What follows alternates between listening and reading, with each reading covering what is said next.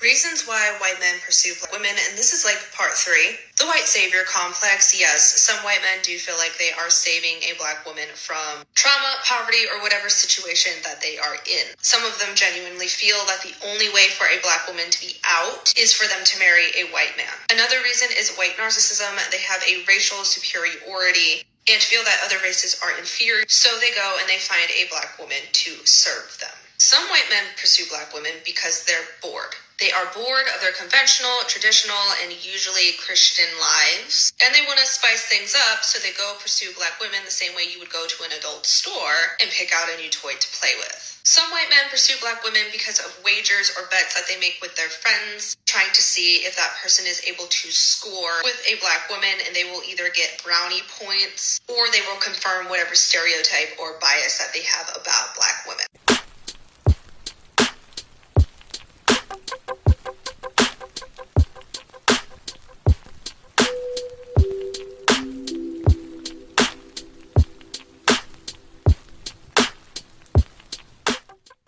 Yo, so we back in here for another edition of F-ya-Motha, and I don't really do videos like this, but since I did a video about a white dude possibly unaliving his black girlfriend, I figured I'd do a video about a white teen unaliving his whole goddamn family because they were against his black girlfriend. Now, before I get started, I will say shout out Tyler, whatever the fuck his name is. This was a real story. This isn't CGI or AI. This is actually a real story. It said a white teen unalived his family because they were against his black girlfriend. Now, he looks like he's roughly anywhere between 17 and 21. He was getting that good brown sugar, and I ain't gonna lie, that shit, like, you know what I'm saying, it be having a grip on niggas. That's why niggas have been known to beat their girlfriend, body slam her brother, or even pistol whip her mama and dad, right? Such as the case of Blueface. But unaliving his whole family, he took one for the squad, bro. I guess that white supremacist shit don't work out, and your family racist, they gotta, I guess he said, yo, they gotta get the fuck out of here. I gotta get them the fuck out of here. Because this black shit is where it's at. Now, me personally, I'm not gonna kill nobody because of my girlfriend unless they violate said girlfriend, but in his case, I guess he figured like, yo, I'm in his young impressionable mind, this is just too much. They gotta die, yo. They can't live. I don't know what the fuck was said. I don't know what could have transpired, but all I know is Tyler got them the fuck out of here. Now, I don't even know why this is a thing. I mean, I got an idea why it's a thing. White people want white people to have white children so that their group of people continue to permeate in this country or in the world. And while that's understandable, I don't ever think that's actually a factor. I don't think white people won't ever exist. I think they will diminish in numbers significantly, but I don't think they'll disappear. Because if my memory serves me right with science and history, white people come from mutated genes of albinos. So as long as there's albinos that procreate with other albinos, there will always be white people. Not only that, there are whole countries, Ireland, France, America, Europe, Australia. Like, I don't think white people, Germany, Poland, Iceland, we can just keep going, right? Eastern, Western, Northern, and Central Europe, there will always be white people. So I don't understand why white people be jockeying on this particular like topic all the time. So he probably got enough of that shit, right? Plus, I don't know where this is at, but he got the phenotype of a southern white person. He looks like he's anywhere from California or Alabama. That's what I'm picking the vibes. He don't look like East Coast, because East Coast niggas, even white ones, don't wear them fucked up hoodies with t-shirts on them like that, under them like that.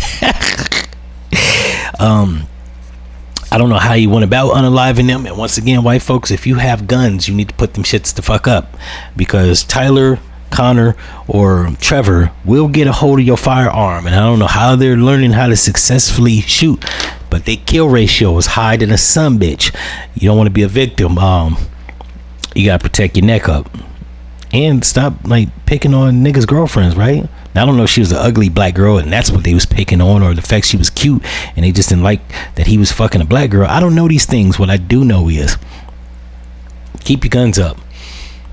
That's the only thing. If you got a white son, put your goddamn gun up, because he gonna find that motherfucker and he gonna 187 him.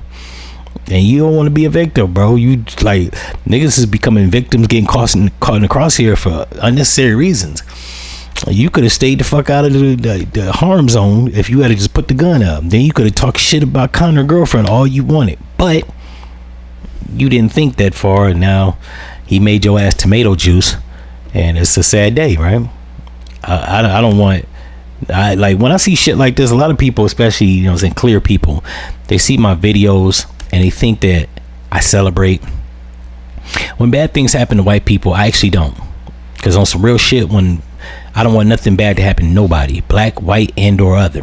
I swear to God, I don't know if people believe that shit, but that's true. I don't want bad things to happen. When bad things happen to people in general, you know what I'm saying? I can have my biasness or dislikes for some of the shit that white people do.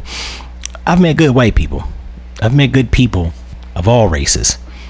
I may not particularly be fond of certain races of people. Like, I'm not fond of Chinese people. I'm gonna keep it 100. But I don't want shit bad to happen to them, because like, it's never that serious. Like, and hate never did nothing. Like I said in another video, you kick somebody's ass, the problem didn't actually cease. It persists. You still got a lingering problem. So hatred is the same way. You dislike or hate somebody and take pride and pleasure in their misfortunes. It's not gonna bring something good about you. It's gonna, things revolve. They're circular. You take pleasure in people's